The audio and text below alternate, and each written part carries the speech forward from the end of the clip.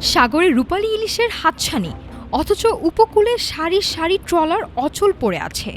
পেটে ক্ষুধা, চোখে অনিশ্চয়তা। জ্বালানি তেলের অভাবে সাগরে যেতে পারছে না বরগুনার পাথরঘাটার হাজারো মৎস্যজীবী।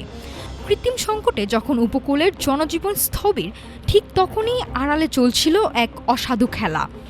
গোপন সংবাদের ভিত্তিতে শনিবার বিকেলে পাথরঘাটা পৌরসভার নতুন বাজারে হানা দেয় ভ্রাম্যমাণ আদালত।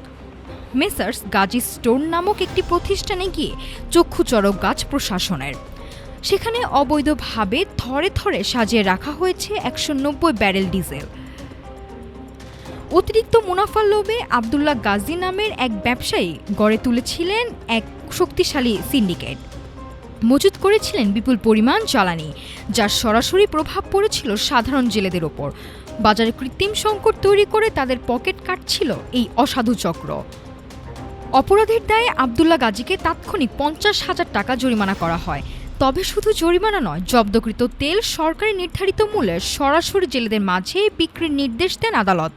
প্রশাসনের এই সিদ্ধান্তে যেন প্রাণ ফিরেছে পাথরঘাটার মৎস্যজীবী মহলে। অবশেষে কাটছে আধার। সিন্ডিকেটের হাত থেকে উদ্ধার হওয়া এই জ্বালানি এখন ভরসা দিচ্ছে কয়েকশো পরিবারকে। পাথরঘাটার জেটিগুলোতে আবারও ব্যস্ততা ফিরবে, এমনটাই প্রত্যাশা উপকূলবাসীর।